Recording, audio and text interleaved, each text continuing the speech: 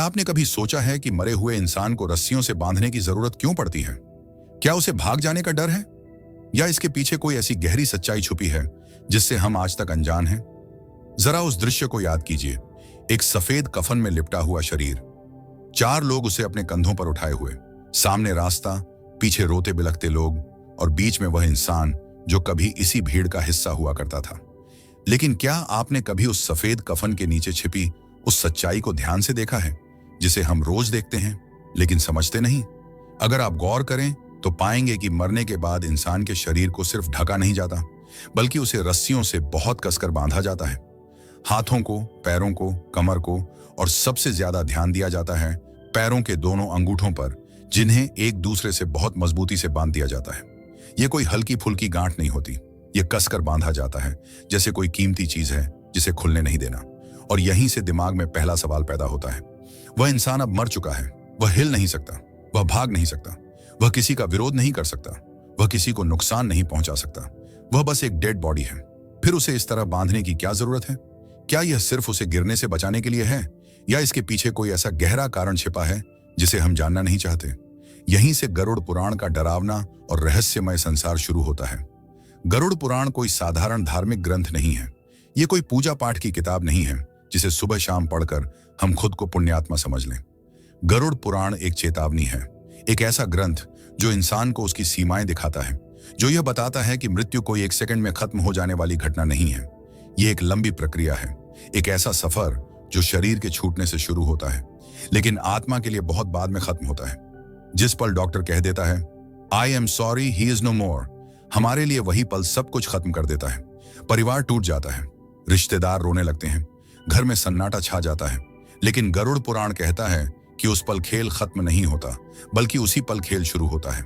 जब प्राण शरीर को छोड़ते हैं तो शरीर उसी समय निर्जीव हो जाता है। मेडिकल साइंस इसे कोशिकाओं की मृत्यु कहता है।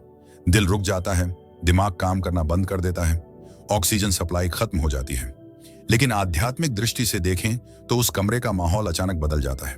गरुड़ पुराण में बताया गया है कि मरने के तुरंत बाद आत्मा को यह एहसास ही नहीं होता कि वह मर चुकी है।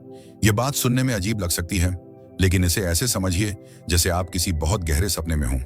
एक ऐसा सपना जिसमें सब कुछ असली लगता है। जब आत्मा शरीर से बाहर निकलती है तो उसे लगता है कि वह सो रही है या बेहोश है। वह अपने ही शरीर को बिस्तर पर पड़ा हुआ देखती है, वह अपने परिवार वालों को रोते हुए देखती है, वह अपनी पत्नी को, अपने बच्चों को, अपने माता पिता को पुकारती है। वह कहती है मैं यहीं हूं, मैं जिंदा हूं, तुम उस शरीर को देखकर क्यों रो रहे हो? लेकिन यही सबसे बड़ा झटका होता है। उसकी आवाज कोई नहीं सुनता। वह किसी को छूने की कोशिश करती है, लेकिन उसका हाथ हवा के आर पार निकल जाता है। वह चिल्लाती है, गुस्सा करती है, परेशान होती है, लेकिन कुछ भी नहीं बदलता। और उसी पल उसे एहसास होता है कि उसका इस दुनिया से कनेक्शन टूट चुका है। वह अब इस शरीर की मालिक नहीं रही। और दोस्तों, यहीं से असली खतरा शुरू होता है। गरुड़ पुराण कहता है कि मृत्यु के बाद के पहले कुछ घंटे आत्मा के लिए सबसे खतरनाक होते हैं। यह वह समय होता है जब आत्मा सबसे ज्यादा मोह में फंसी होती है। जिस घर में उसने पूरी जिंदगी बिताई, जिस शरीर को उसने सालों तक संवारा, खिलाया पिलाया, सजाया, उसी को वह इतनी आसानी से कैसे छोड़ दे? आत्मा कंफ्यूज हो जाती है। उसे लगता है कि अगर वह दोबारा उस शरीर में प्रवेश कर जाए तो शायद सब ठीक हो जाए, शायद वह फिर से सांस लेने लगे, शायद वह वापस आ सके। यही वह कारण है जिसकी वजह से शव को तुरंत बांधा जाता है। यह बांधना सिर्फ एक रस्म नहीं है, यह एक संदेश है। शरीर और आत्मा के बीच आखिरी दरवाजा बंद करने का तरीका है। अब सवाल उठता है कि शरीर को तो कहीं से भी बांधा जा सकता था।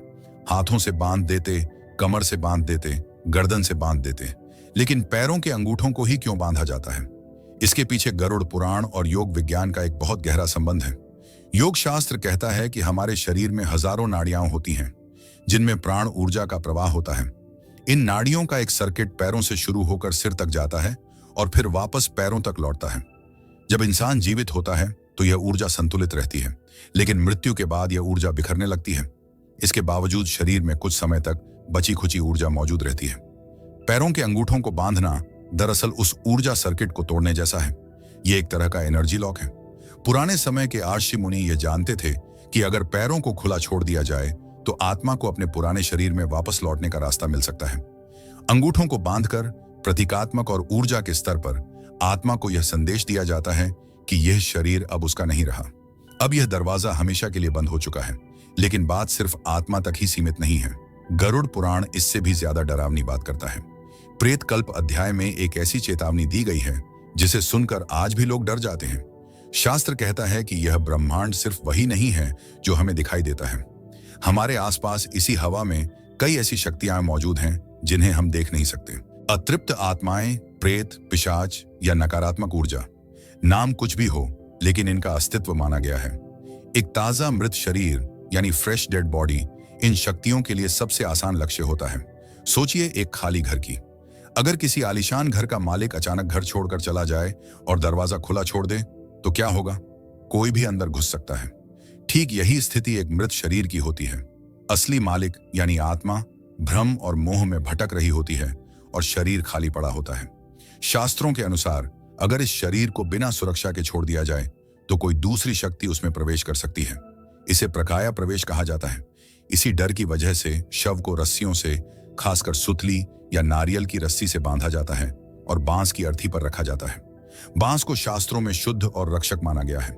यह सब मिलकर एक तरह का सुरक्षा कवच बनाते हैं ताकि अंतिम संस्कार तक वह शरीर सुरक्षित रहे। अब अगर हम थोड़ी देर के लिए गरुड़ पुराण को एक तरफ रख दें और विज्ञान की भाषा में सोचें तो भी शव को बांधने के पीछे ठोस कारण मिलते हैं। मृत्यु के कुछ घंटों बाद शरीर में एक प्रक्रिया शुरू होती है जिसे रिगर मोर्टिस कहा जाता है। इसमें मांसपेशियां अकड़ जाती हैं और शरीर सख्त होने लगता है। पुराने जमाने में जब शव वाहन नहीं होते थे तब लोग शव को कंधों पर उठाकर मीलों दूर श्मशान तक ले जाते थे। रास्ते उबड़ खाबड़ होते थे। अगर शरीर को कसकर बांधा न जाए तो हाथ या पैर अजीब तरीके से बाहर निकल सकते थे या झटकों की वजह से शव गिर भी सकता था।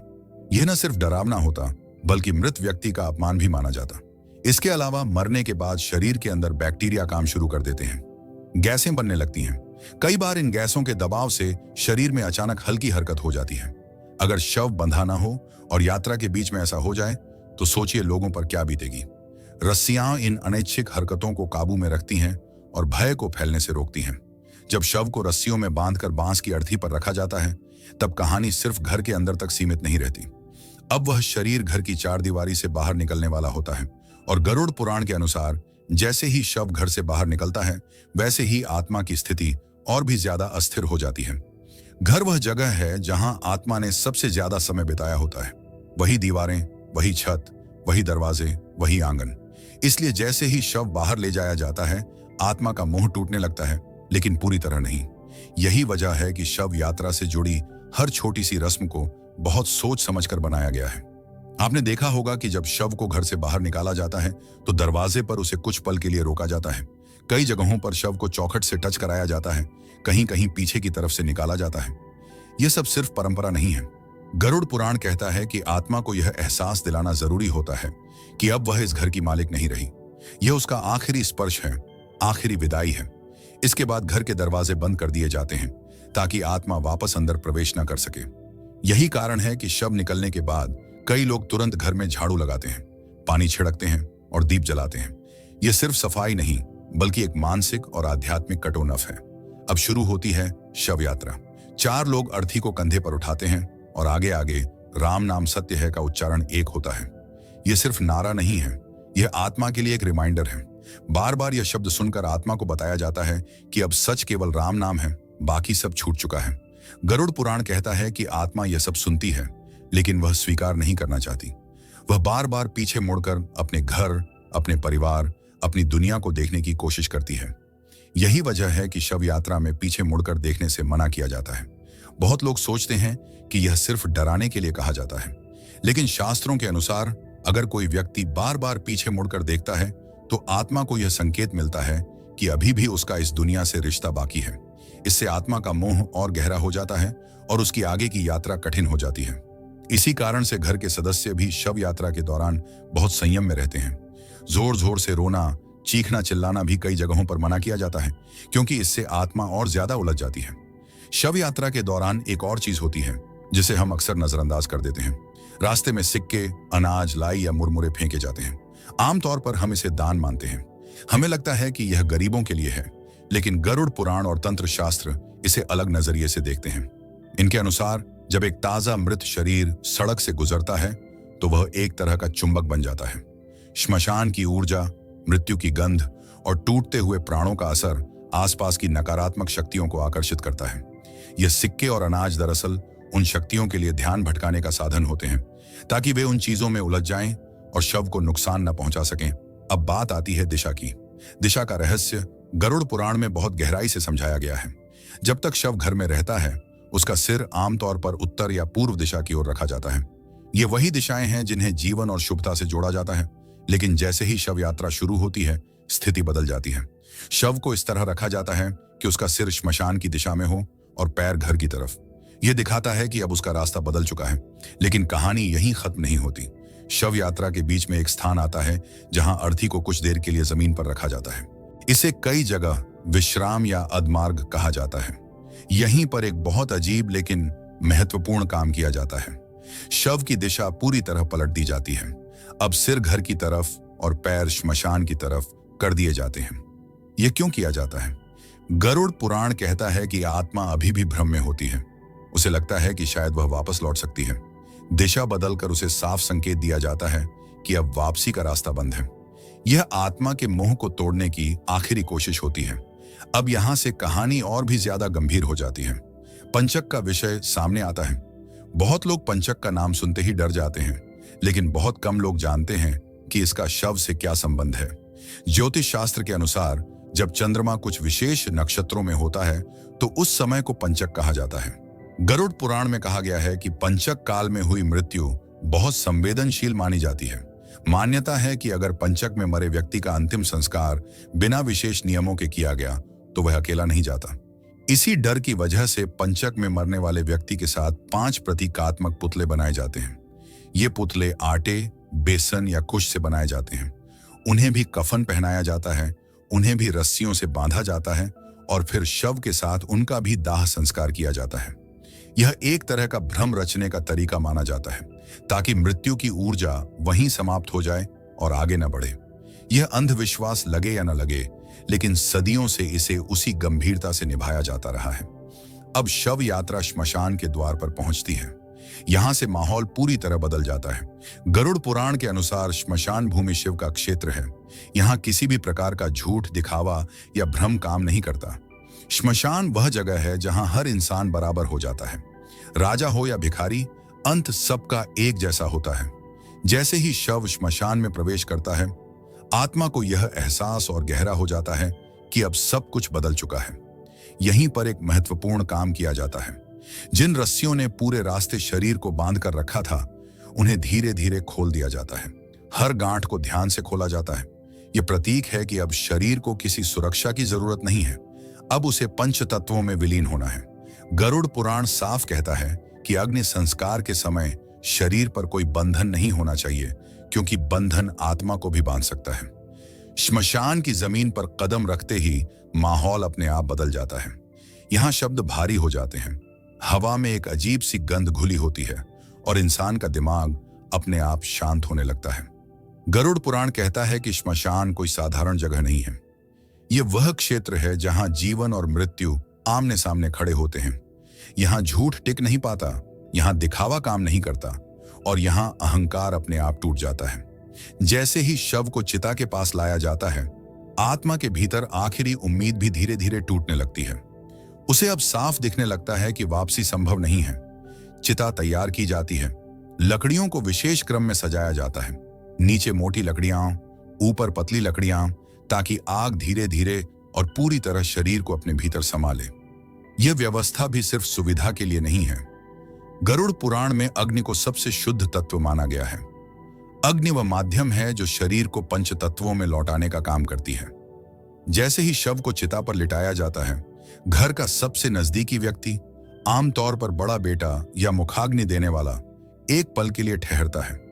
यह ठहराव भी एक रस्म है। यह आखिरी क्षण होता है जब जीवित और मृत के बीच कोई संबंध बचा होता है। इसी समय शव पर बंधी हुई रस्सियों को पूरी तरह खोल दिया जाता है। जो रस्सियां रास्ते भर सुरक्षा थीं, अब वही बंधन बन सकती थीं। गरुड़ पुराण साफ कहता है कि अग्नि संस्कार के समय शरीर पर कोई भी गांठ, कोई भी बंधन नहीं होना चाहिए। अगर शरीर बंधा रह गया तो आत्मा भी अपने अगले लोक में बंधन का अनुभव करती है। इसलिए कफन की गांठें भी खोली जाती हैं, रस्सियां भी हटाई जाती हैं और शरीर को पूरी तरह मुक्त अवस्था में अग्नि को सौंप दिया जाता है। अब आता है वह क्षण जिसे देखकर अक्सर लोग नजरें फेर लेते हैं, मुखाग्नि। जब आग शरीर को छूती है तो वह सिर्फ लकड़ी और मांस को नहीं जलाती, वह रिश्तों को भी जलाती है। वही शरीर जिसे कभी सजाया गया था अब धीरे धीरे जलने लगता है। गरुड़ पुराण कहता है कि इस समय आत्मा बहुत पास होती है। वह देखती है कि उसका पुराना घर नष्ट हो रहा है। यही कारण है कि कई लोग कहते हैं कि श्मशान में मन भारी लगता है, दिल बैठने लगता है। यह सिर्फ भावनाएं नहीं हैं, यह उस आत्मा की पीड़ा का असर भी माना गया है। जैसे जैसे आग तेज होती है, शरीर के अलग अलग हिस्से जलने लगते हैं, लेकिन एक हिस्सा ऐसा होता है जो सबसे आखिर में जलता है, खोपड़ी। मानव खोपड़ी शरीर की सबसे सख्त हड्डियों में से एक होती है और यहीं से शुरू होता है गरुड़ पुराण का सबसे डरावना और सबसे गलत समझा गया अध्याय, कपाल क्रिया। जब चिता आधी जल चुकी होती है तब घर का कोई सदस्य एक बांस का डंडा उठाता है और जलती हुई खोपड़ी पर जोर से प्रहार करता है, उसे तोड़ देता है। जो लोग बाहर से देखते हैं उन्हें यह क्रूर लगता है। उन्हें लगता है कि कोई अपने ही पिता, भाई या बेटे के सिर पर डंडा कैसे मार सकता है, लेकिन गरुड़ पुराण इसे क्रूरता नहीं, करुणा मानता है। योग शास्त्र के अनुसार मानव शरीर में 7 चक्र होते हैं और सबसे ऊपर सहस्रार चक्र होता है, जिसे ब्रह्मरंध्र भी कहा जाता है। योगी और सिद्ध पुरुष इसी द्वार से अपने प्राणों को बाहर निकालते हैं, लेकिन सामान्य इंसान के प्राण अक्सर निचले द्वारों से निकलते हैं और उसकी चेतना सिर के हिस्से में फंसी रह सकती है। गरुड़ पुराण कहता है कि कभी कभी आत्मा शरीर जलने के बाद भी अपने अहंकार, अपनी पहचान और अपनी यादों से पूरी तरह मुक्त नहीं हो पाती। वह उसी खोपड़ी के आसपास भटक सकती है। कपाल क्रिया उस आखिरी ताले को तोड़ने का कार्य है। यह आत्मा को यह संदेश देता है कि अब यह घर भी पूरी तरह नष्ट हो चुका है, अब यहां रुकने का कोई कारण नहीं है। यह एक तरह से आत्मा को जबरदस्ती आगे की यात्रा पर धकेलने की प्रक्रिया है। अगर हम इसे विज्ञान की नजर से देखें तो भी कपाल क्रिया का कारण साफ है। खोपड़ी के अंदर मस्तिष्क और तरल पदार्थ होते हैं। आग की गर्मी से अंदर भाप बनती है और दबाव बढ़ता है। अगर खोपड़ी को न तोड़ा जाए तो वह फट सकती है और जलते हुए टुकड़े चारों तरफ फैल सकते हैं, जिससे पास खड़े लोगों को नुकसान हो सकता है। इसीलिए यह क्रिया सुरक्षा के लिहाज से भी जरूरी मानी जाती है। जब चिता पूरी तरह जल जाती है और शरीर राख में बदल जाता है तब बहुत लोग मान लेते हैं कि सब खत्म हो गया, लेकिन गरुड़ पुराण कहता है कि यह तो सिर्फ भौतिक अंत है। आत्मा की यात्रा अब एक नए चरण में प्रवेश करती है। शरीर के नष्ट होते ही आत्मा पूरी तरह वायवीय रूप में रह जाती है। उसके पास अब कोई स्थूल शरीर नहीं होता, न हाथ, न पैर, न आंखें, न मुंह, लेकिन चेतना बनी रहती है, स्मृतियां बनी रहती हैं, भूख और प्यास का अनुभव बना रहता है। इसी अवस्था को गरुड़ पुराण सबसे पीड़ादायक मानता है। आत्मा न खा सकती है, न पी सकती है, न किसी से बात कर सकती है। वह श्मशान और अपने घर के आसपास भटकती रहती है। यही कारण है कि मृत्यु के बाद घर में कुछ दिनों तक दीप जलाया जाता है, मंत्र पढ़े जाते हैं और गरुड़ पुराण का पाठ किया जाता है। यह सब आत्मा को दिशा देने के लिए किया जाता है ताकि वह भ्रम में न भटके। अब यहीं से शुरू होती है 13 दिनों की प्रक्रिया, जिसे बहुत लोग सिर्फ रस्म समझ लेते हैं, लेकिन गरुड़ पुराण के अनुसार यही वे दिन होते हैं जब आत्मा को नया सूक्ष्म शरीर मिलता है। बिना इस शरीर के आत्मा आगे की यात्रा नहीं कर सकती। यही कारण है कि पिंडदान को इतना महत्वपूर्ण माना गया है। हर दिन दिया जाने वाला पिंड सिर्फ खाना नहीं है, बल्कि वह आत्मा के नए शरीर का एक हिस्सा बनता है। मित्रों, गरुड़ पुराण हमें डराने के लिए नहीं लिखा गया, बल्कि हमें तैयार करने के लिए लिखा गया है, ताकि जब वह दिन आए तो हम अंधेरे में न भटके, बल्कि सच को पहचान सकें। आज हम जिन रस्मों को अंधविश्वास कहते हैं, हो सकता है वे हमारे पूर्वजों की बनाई हुई सबसे गहरी मनोवैज्ञानिक सुरक्षा हों, क्योंकि मृत्यु अंत नहीं है, यह सिर्फ दिशा बदलने का नाम है। और याद रखिए, जो इंसान जीते जी मोह में फंसा रहता है, उसे मरने के बाद रस्सियों की जरूरत पड़ती है, लेकिन जो जीते जी सच को समझ ले, उसे कोई बांध नहीं सकता, न इस दुनिया में न उस दुनिया में। अगर आपको यह वीडियो सोचने पर मजबूर कर गया हो तो इसे लाइक कीजिए, शेयर कीजिए और चैनल को सब्सक्राइब कीजिए। जय श्री हरि।